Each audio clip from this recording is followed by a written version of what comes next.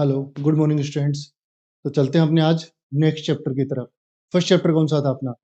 Force and pressure. Second chapter friction. Friction भी अपना complete हो गया। अभी थर्ड चैप्टर कौन सा अपने पास? साउंड। Third chapter sound. तो स्टार्ट करते हैं एक बार साउंड को। साउंड बेसिकली होता क्या है? तो साउंड को अगर एक लाइन में डिफाइन करना हो तो साउंड के लिए क्या कह सकते हैं? Sound is A form of energy. ठीक है। अब किससे प्रोड्यूस होता है, इसके इफेक्ट्स क्या क्या है, वो सब इस चैप्टर के अंदर देखते हैं। ठीक है, चैप्टर का नाम से शुरुआत करते हैं। चैप्टर का नाम क्या है? Sound. Sound is a type of energy. Sound is a type of energy that created by vibrations. Sound किससे क्रिएट होता है? वाइब्रेशन या वाइब्रेटिंग बॉडीज से। Okay. When an object vibrate, जब भी ऑब्जेक्ट्स वाइब्रेट होंगे, it cause the air molecules around it to move। जब भी व्हेन ऑब्जेक्ट वाइब्रेट, जब भी ऑब्जेक्ट क्या होगा? वाइब्रेट होगा, वहां पे उसके इफेक्ट या उस मोशन के इफेक्ट से क्या क्रिएट होगा? एयर के जो मोलिक्यूल्स है वो मूवमेंट क्रिएट होगा वहां पे एयर के मोलिक्यूल्स में, विच क्रिएट्स साउंड वेव, जिसकी वजह से क्या होगा? साउंड वेव्स क्रिएट होगा। जैसे स्पीकर देखते हैं, स्पीकर में जब भी ऐसा साउंड क्रिएट होता है या स्पीकर जब भी ऑन होते हैं तो वहां पे उसके सराउंडिंग जो मोलिक्यूल्स हैं या डस्ट पार्टिकल्स हैं, जो एयर के मोलिक्यूल्स हैं, वो क्या करते हैं? वाइब्रेट कर रहे होते हैं और वो ट्रेवल करते हैं। ठीक है। तो वहां पे हमें उस स्पीकर से निकली हुई जो साउंड है वो हमारे ईयर्स तक पहुंचती है। ठीक है। एक बार देखते हैं। Sound is produced by vibrating bodies. Sound किससे प्रोड्यूस होगा या किससे क्रिएट होता है? Vibrating bodies. क्या कोई अनदर ऑप्शन है जिससे साउंड क्रिएट हो सकता है? नहीं। साउंड ऑलवेज वाइब्रेशन से क्रिएट होगा। Clear? A vibration is a rapid back and forth movement. Okay. बार बार एक वर्ड आ रहा है कि वाइब्रेशन या वाइब्रेटिंग बॉडीज। तो वाइब्रेशन होता क्या है? Vibration is a rapid back and forth movement. Rapid का मतलब स्पीडली, कोई भी ऑब्जेक्ट फॉरवर्ड और बैकवर्ड स्पीडली मूवमेंट करता है तो उसी चीज को हम क्या कहेंगे? वाइब्रेशन। जैसे एग्जांपल के लिए आपका मोबाइल है, मोबाइल में वाइब्रेशन मोड रहता है, ring and vibration, only ring and ring, या ओनली वाइब्रेशन। तो जब वाइब्रेशन मोड रखते हैं तो उस टाइम पे होता है क्या? मोबाइल है वो स्पीडली अपनी मीन पोजीशन से क्या करता है? टू और फ्रो का मोशन शो करता है। उसी चीज को क्या कहते हैं? Vibration. Vibration is a rapid back and forth movement of a body about it A central position. आप सेंट्रल पोजीशन बोल सकते हो या उसको मीन पोजीशन बोल सकते हो कि किसी भी एक मीन पोजीशन से वो फॉरवर्ड और बैकवर्ड मूवमेंट शो करेगा रैपिडली, तो वहां पे वो वाइब्रेशन शो करेगा। एक सबसे बेसिक एग्जांपल है वाइब्रेशन का।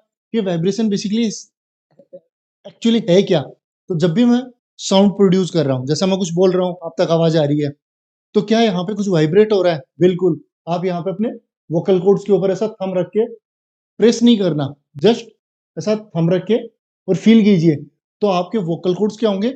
वाइब्रेट हो रहे हैं, वहां से वाइब्रेशन प्रोड्यूस हो रही है। क्लियर? तो साउंड ऑलवेज किससे क्रिएट होगी? वाइब्रेशन से। ये क्लियर हुआ? Okay. Sound travels in form of waves, so that first know we to waves या waves motion with help of simple pendulums. हम सिंपल पेंडुलम से भी समझ सकते हैं। ये एक सिंपल वेव्स को या वेव्स मोशन को समझना है हमें।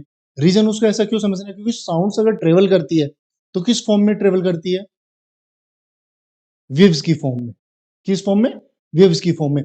तो अगर हमें साउंड के बारे में जानना है तो उसका ट्रेवलिंग पाथ, किस तरीके से वो ट्रेवल कर रही है, एक पॉइंट से दूसरे पॉइंट तक पहुंच रही है, ट्रांसफर हो रही है, तो उन मोड्स के बारे में भी जानना होगा।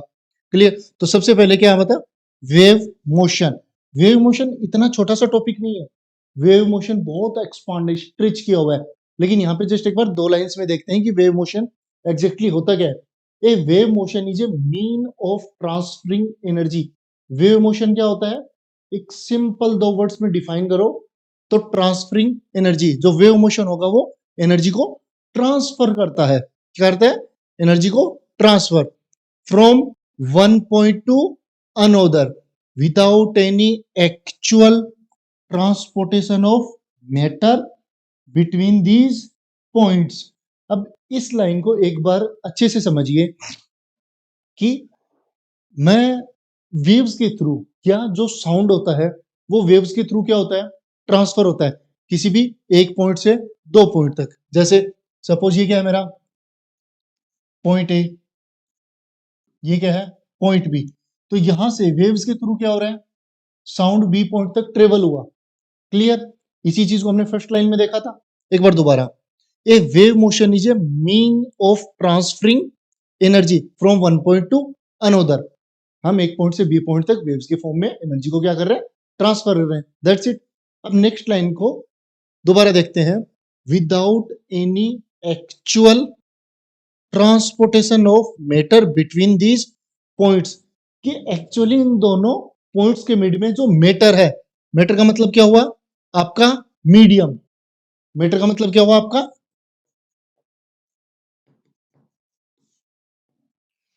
मीडियम। तो क्या यहां पे जो मेरा मीडियम अवेलेबल है या जो मैटर अवेलेबल है, क्या वो सही में ए पॉइंट से बी पॉइंट तक ट्रेवल किया? कुछ एग्जांपल से समझे। जैसे सपोज ए पे कोई साइकिल, एक पर्सन है, उसने एक साइकिल पे बैठे, देन वो साइकिल को मूव करता हुआ बी पॉइंट तक गया।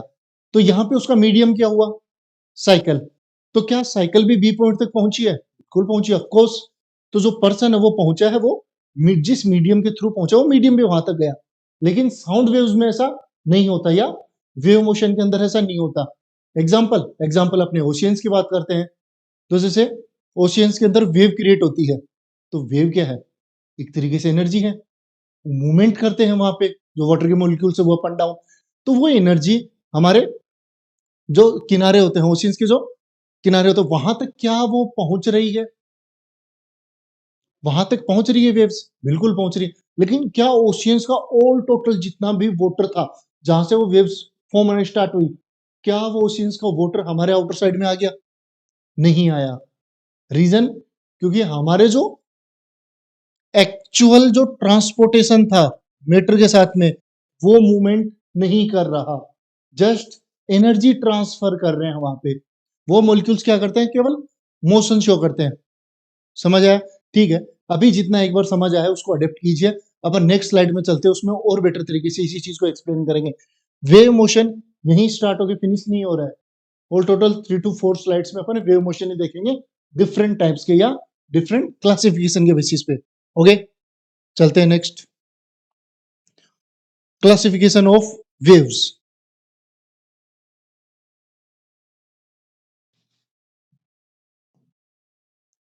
Classification of waves. अब क्लासिफिकेशन में हम सबसे पहले क्या देखते हैं कि जो एटम्स हैं या जो मोलिक्यूल्स हैं वो किस वे में वाइब्रेट कर रहे हैं। तो अगर फर्स्ट पॉइंट देखते हैं, depending on a medium required wave can classified.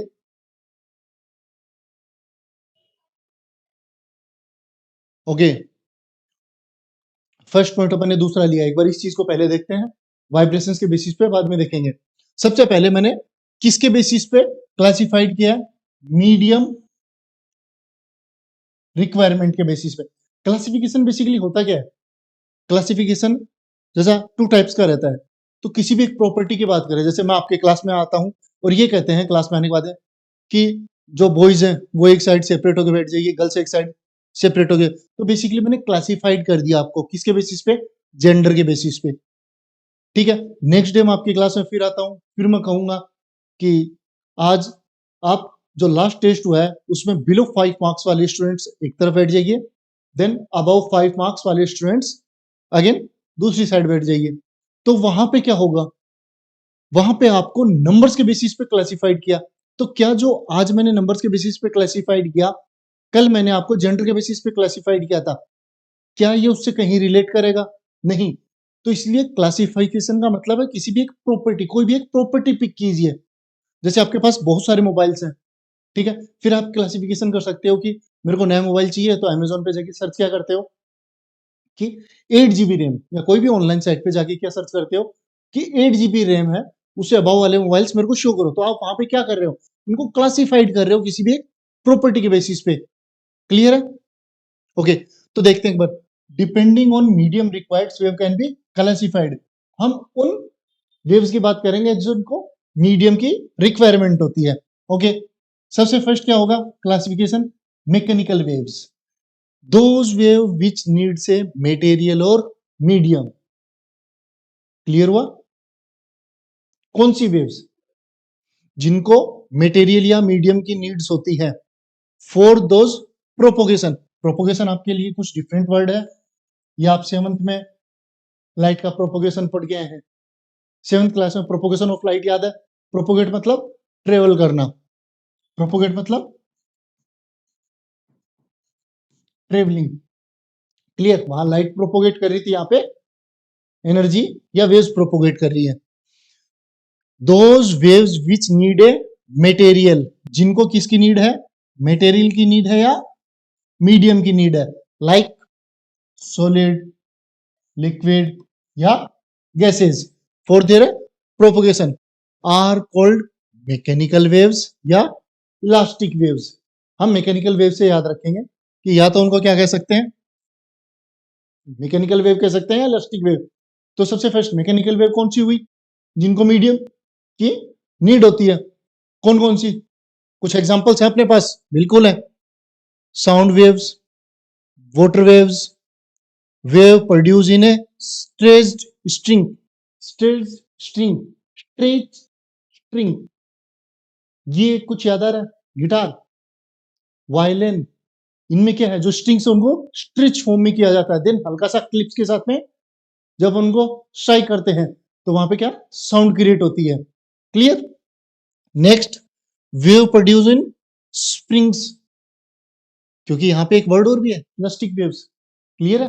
तो स्प्रिंग्स में जो वेव प्रोड्यूस हुई, तो इसी वे में हम एक एग्जांपल देखते हैं, जैसे मैकेनिकल वेव्स का एग्जांपल कुछ इस वे में ले लेते हैं।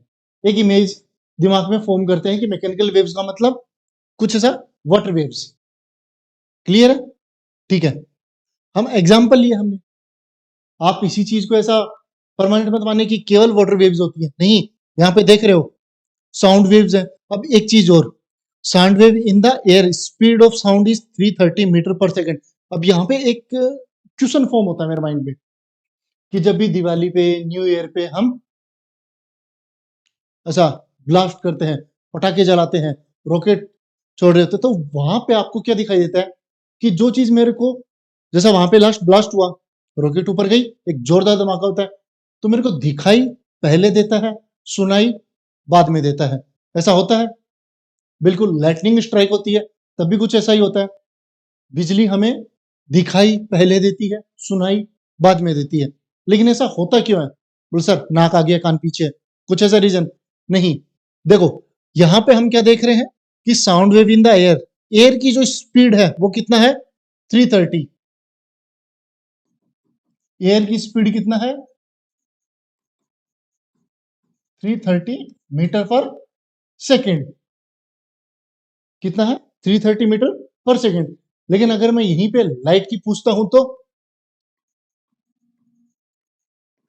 स्पीड ऑफ लाइट, क्या आप कुछ ऐसा कहना चाहेंगे, 3 into 8 meter per second. Clear है? ये ऐसा 3 into 10 to power 8, इसको देख के कंफ्यूज मत हो, कंफ्यूज नहीं होना, क्योंकि आप मैथ में ये चीज देखते होंगे कि जैसा मैथ में अगर मैं यहाँ पे आपको मैं समझा देता हूँ, जैसा 10 है, इसको 10 की पावर 1 भी लिख सकते हैं। क्लियर है? और अगर मैं 1/10 है, इसको 10 की power -1।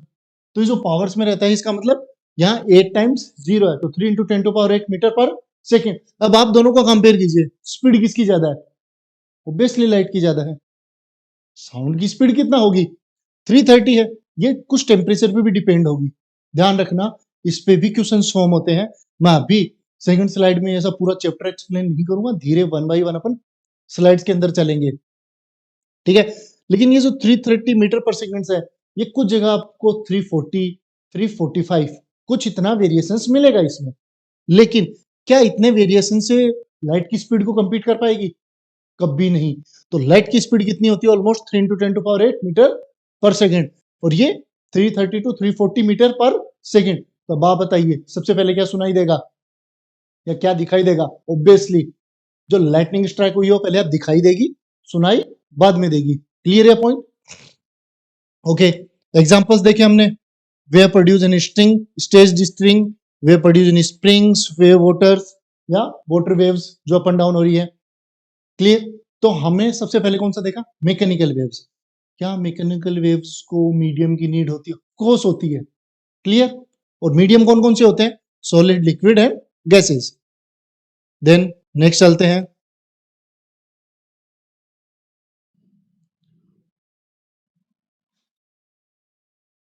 Okay,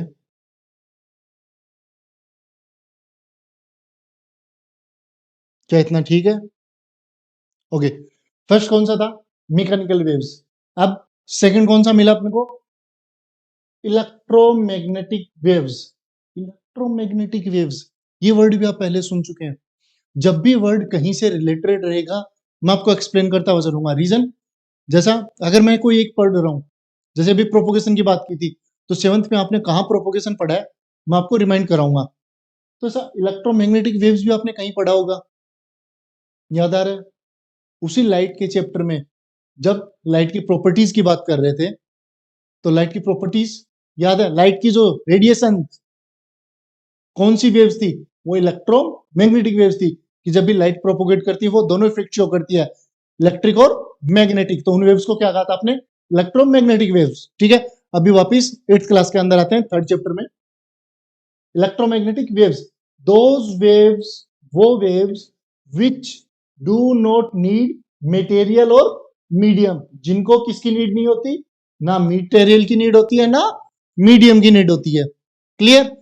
for their propagation can travel through a vacuum are called electromagnetic waves. क्या इस चीज को समझ पाए कि मैं उन वेव्स की बात कर रहा हूं? कौन सी?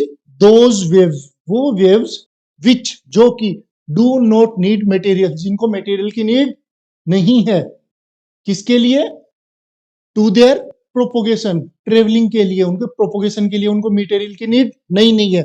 एंड कैन ट्रेवल, वो ट्रेवल कर सकती हैं थ्रू ए वैक्यूम, वैक्यूम के अंदर से, आर कॉल्ड इलेक्ट्रोमैग्नेटिक वेव्स। उनको क्या कहेंगे? Electromagnetic waves. अब आपके पास यहां पे एक पॉइंट आता है, मैं ऑल टोटल, जैसा ऑनलाइन क्लासेस में क्या होता है बहुत बार कि टीचर है वो स्पीडली पढ़ा देते हैं या फिर हैंड रिटन नोट्स वगैरह होता है, मैं यहाँ पे कंप्लीट डिटेल में एक्सप्लेन करूंगा। और एज ए फैकल्टी जितने हो सकते हैं उतने क्वेरीज को यही सोल्व करूंगा। जैसे प्रोपोगेट वर्ड मैं आपको पहले एक्सप्लेन कर चुका हूँ। प्रोपोगेट का मतलब क्या होता है? ट्रेवल। सेवंथ में याद है, सेवंथ में पढ़ा था। अभी यहाँ पे एक वर्ड आया है वैक्यूम। कुछ स्टूडेंट्स को क्लियर होगा वैक्यूम, लेकिन एक बार मैं एक्सप्लेन कर देता हूँ वैक्यूम का मतलब क्या होता है। वैक्यूम का मतलब होता है नथिंग। वैक्यूम का मतलब क्या होता है? नथिंग। कैसे? जैसे एक ग्लास का जार लिया, ग्लास का जार लिया, बिल्कुल ब्लैंक है, कुछ नहीं है उसके अंदर। मैंने उसका क्या किया? कैप है, उसको ओपन किया और अंदर की तरफ देख रहा हूं, कुछ भी नहीं है, मैंने उसको बंद किया। क्या उसके अंदर कुछ है? समथिंग। बिल्कुल है। क्या? एयर प्रेजेंट है उसके अंदर। मैं ऑक्सीजन, कार्बन डाइऑक्साइड, नाइट्रोजन इसकी स्पेसिफिक बात नहीं कर रहा, लेकिन क्या उसके अंदर एयर प्रेजेंट है? ऑफ कोर्स है, बिल्कुल।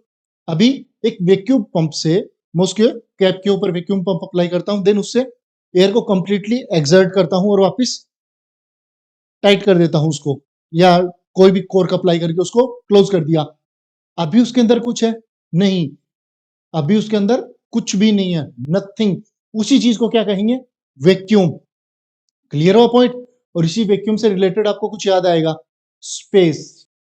स्पेस में एयर नहीं होती, क्योंकि अगर एटमॉस्फेयर की बात करें तो अर्थ की ग्रेविटेशन फील्ड की वजह से जो एटमॉस्फेयर है वो एक लिमिटेड डिस्टेंस तक है। सपोज हमारे 100 टू 100 किलोमीटर इतने तक हमारी जो 5 एटमॉस्फेयर की जो लेयर्स हैं वो है। आउटर दैट उससे क्या है? हमारा अनलिमिटेड स्प्रेड हुआ। क्या हुआ? स्पेस। और वहां पे नथिंग, कुछ भी नहीं है। कोई एयर के मॉलिक्यूल्स, कोई भी मीडियम, कोई भी मटेरियल वहां पे एग्जिस्ट नहीं करता। तो हम वहीं की बात कर रहे हैं कुछ ऐसा। ठीक है? Because they do not required a material और medium for their propagation, they can travel even though vacuums. क्योंकि उनको मटेरियल और मीडियम की रिक्वायरमेंट नहीं है, तो वो कहाँ ट्रेवल कर सकती है? वैक्यूम में। एज पैरेलल एज मैं क्या कह सकता हूं, वो कहाँ ट्रेवल कर सकती है? स्पेस में। क्या ये पॉइंट क्लियर हुआ कि हमारी जो इलेक्ट्रोमैग्नेटिक वेव्स है वो किस में ट्रेवल कर सकते हैं? स्पेस में। यही रीजन है कि जो सन की रेडिएशन है वो हम तक through out the space travel करते हुए अर्थ तक पहुंचती है। ये पॉइंट क्लियर हुआ। अगर इन केस हमारी जो इलेक्ट्रोमैग्नेटिक वेव्स होती है उनको मीडियम की रिक्वायरमेंट होती, सन से जो रेज इमिट होती है वो अर्थ तक कभी भी नहीं पहुंचती। तो पॉइंट क्लियर हुआ कि सन की जो रेज है वो अर्थ तक क्यों पहुंचती है। उस टाइम पे बहुत सारे क्वेश्चंस क्रिएट होते हैं, जैसे सर हम अगर स्पेस में जाते हैं तो वहां में स्पेस सूट की रिक्वायरमेंट क्यों होती है? सर अगर हम ये बात करें कि जैसे स्पेस है और थ्रू आउट द स्पेस अगर हमारे सन की जो रेज है वो अर्थ तक पहुंच रही है तो स्पेस में अंधेरा क्यों है? अगर आपको ऐसे क्वेश्चंस के आंसर चाहिए कमेंट में मेंशन कर दीजिए, मैं नेक्स्ट स्लाइड में अटैच कर दूंगा इन क्वेश्चंस को। देन अगर मैं हाँ ओके इलेक्ट्रोमैग्नेटिक वेव्स पे वापस आते हैं। इलेक्ट्रोमैग्नेटिक वेव्स का सिंपल वे क्या हुआ कि इनको मटेरियल या मीडियम की रिक्वायरमेंट नहीं होती, इसी वजह से ये किससे ट्रेवल कर लेती है? थ्रू आउट द स्पेस या vacuum. Okay example radio waves, infrared waves, x-ray, lightning waves, microwaves. ये आपको डिफरेंट 5 एग्जांपल्स नजर आ रहे होंगे। कौन कौन से? Radio waves, infrared waves, x-ray, light wave, microwave. क्या डिफरेंट 5 टाइप्स हैं? नहीं, ये एक ही चीज के अलग अलग पार्ट है। कैसे? सन से जो निकलती है उसको क्या कहते हैं अपन? रेडिएशन। उसी की जब इंटेंसिटी लो या हाई रहती है, वेवलेंथ की बात करूंगा मैं, तो वहां पे ये अलग अलग है। सन से हमें रेडियो वेव्स भी मिलती हैं, इंफ्रारेड वेव्स भी मिलती हैं, एक्सरे रेज भी मिलती है, लाइट वेव्स भी मिलती है, माइक्रोवेव्स भी मिलती है। डिफरेंट है कि हमारी अर्थ तक कौन कौन सी पहुंचती है। क्यों? क्योंकि हमारे आउटर साइड में क्या है? Ozone layer. ठीक है, तो अगर मैं इनकी बात करता हूं जैसे टावर्स वगैरह, तो इनसे भी कौन सी निकलती है? हमारे इलेक्ट्रोमैग्नेटिक वेव्स निकलती हैं, जिसको हम 2G 3G 4G 5G और अब कुछ टाइम बाद में आपको क्या देखने को मिलेगा? 6G। ठीक है, तो ये सब भी क्या है? Electromagnetic waves. क्लियर हुआ पॉइंट? तो हमारे पास अगर मैं क्लासिफाइड करता हूं मीडियम के बेसिस पे, तो कौन कौन से 2 क्लासिफिकेशन हुए? First mechanical waves, second electromagnetic waves. दोनों पॉइंट्स क्लियर है? ओके, आज के लिए इतना ही। नेक्स्ट चैप्टर के अंदर अपन क्या डिस्कस करेंगे कि सेकंड क्लासिफिकेशन किसके बेसिस पे? एटम्स के वाइब्रेशन के बेसिस पे। तब तक के लिए थैंक यू, मिलते हैं नेक्स्ट क्लास में।